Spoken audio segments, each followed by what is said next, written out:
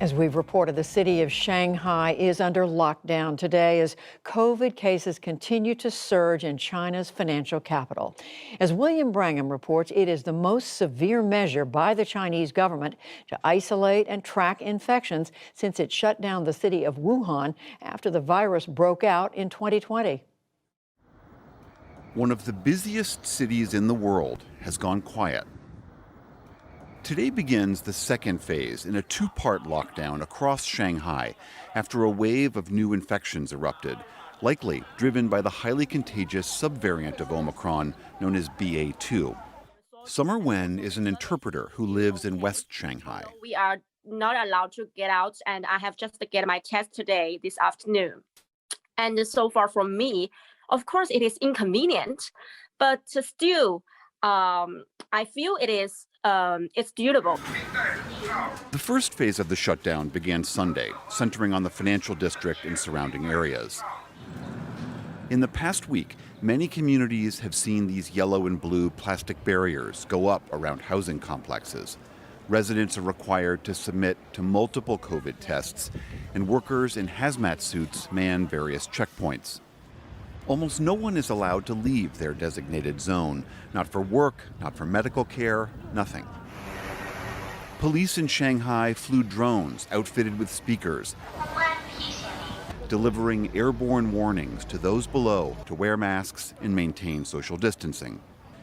In anticipation of the lockdown, last weekend there was panic buying at grocery stores. But some residents said they were hopeful the lockdowns wouldn't go on too long. With one adjective, I think we should be calm and face this with a positive attitude, and then allow this epidemic to pass over as soon as possible.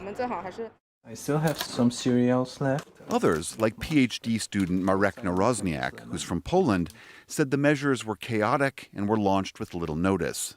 I just woke up and my compound was surrounded with the fence, and that's it.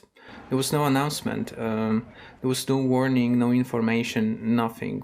I think this whole operation is causing a lot of harm to many people and a lot of suffering.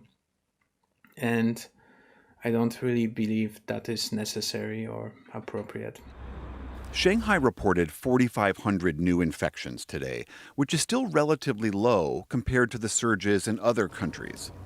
These tight restrictions stem from President Xi Jinping's and the Chinese Communist Party's zero COVID strategy, which aims to not just manage the virus, but to eliminate it with lockdowns, massive testing, and forced quarantines. Across China, these official shutdowns have been picking up in recent months, especially in factory cities like Shenzhen. But the clampdown in Shanghai is by far the biggest since the pandemic first began, when the government locked down the city of Wuhan, home to 11 million people, for 76 days. With 26 million residents, Shanghai is China's largest city, and analysts worry these closures will deliver an economic blow to China's and the world's financial engine. Yanzhong Huang is a senior fellow for global health at the Council on Foreign Relations. China was very successful by using the zero COVID strategy in containing the spread of the virus, shielding the Chinese population from the virus. But it was precisely the success of that strategy. Only a very small percentage of the population actually are exposed to the virus. But now when you have a variant that is so highly transmissible. So, pretty much that makes it almost impossible to not just to detect all the cases, but also to trace those contacts. Starting today in Phase 2, residents west of the Huangpu River will not be able to leave home for 5 days, and deliveries will be left at checkpoints. Non-essential business and public transportation will also be shut down.